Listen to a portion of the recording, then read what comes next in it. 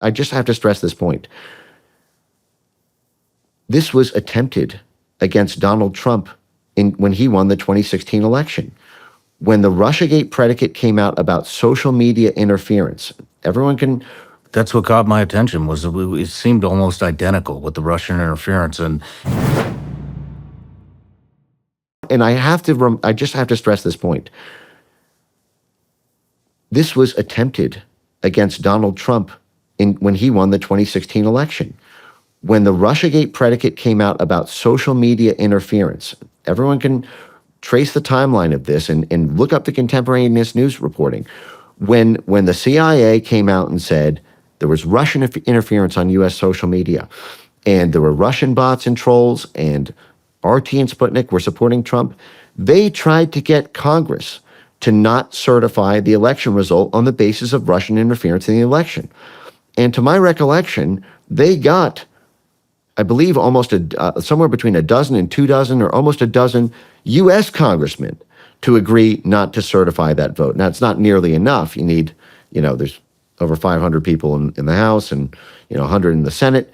But if you can get that ball rolling and poach sitting members of Congress here in the U.S. 8 years ago, before they even built up this apparatus to be juiced and as powerful as it's become, think of how much easier that task is, and how far a little bit of money goes a long way in order to juice those networks in Romania. Yeah, that's what caught my attention. Was it seemed almost identical with the Russian interference, and what actually blew him up was a TikTok smear campaign. Right. And the TikTok smear campaign actually resonated with a large portion of the population in Romania, which boosted him up. I mean, the guy spent next to nothing on his campaign and had a tremendous lead. And, one of the things that I spoke with him about in detail is how he does not want that NATO base there. I did ask him, will you be able to stop that? He couldn't answer that, which means, maybe he can't. I don't know. But it seemed like the reason they went after him is because he does not want that base built, the biggest ever NATO base ever to be built in Europe, to include World War II, and it it obviously would it'd be a detriment to the Ukrainian side of the war, and he expressed many times he just wants peace. He doesn't want Romania involved in that. That's not their problem. I think that's the way a lot of Americans feel too. But so I think you hit it. But so basically what USAID is doing is they're influencing their politicians to sway a certain way. Are they also paying off their media? Because they wouldn't platform him. Yeah. In fact, he was not heard other than on TikTok. The day after I announced the interview that was going out with him, they had 250,000 people start protesting in front of their parliament. Yeah. No, absolutely. That's what USAID does. They create the surround sound. This is part of the reason I call it the USAID Truman Show. USAID goes after every single category of institution in the country they're targeting. The media, control over social media speech, the unions, the workers' groups, the judiciaries, the parliamentarians, the arts and music and culture, the universities and the academic institutions, everything. Even folks in the commercial for-profit sector side. What USAID does is it does what it calls capacity building. It does a baseline assessment or strategic assessment of all the assets they have in the region, and then they look at the gap between what they have and what they need in order to accomplish a particular State Department foreign policy goal or a interagency approved foreign policy goal, and then they close that gap by funding everything they need. So, for example, if Georgia Skew is overwhelmingly popular with unions, they will fund the NED's Solidarity Center or other sort of CIA back channels, or NED is this sort of squishy in between state and CIA. They're a non-profit NGO that gets, it's funding from the U.S. government. It was created by the U.S. government. It was conceived of by the CIA director in 1983, William Casey, for its, to be born. Its founders even say that their job was to do what the CIA used to do. That's basically delegate them. They have something called the Solidarity Center, which is their union arm, and they'll often work with the AFL-CIO's international branches.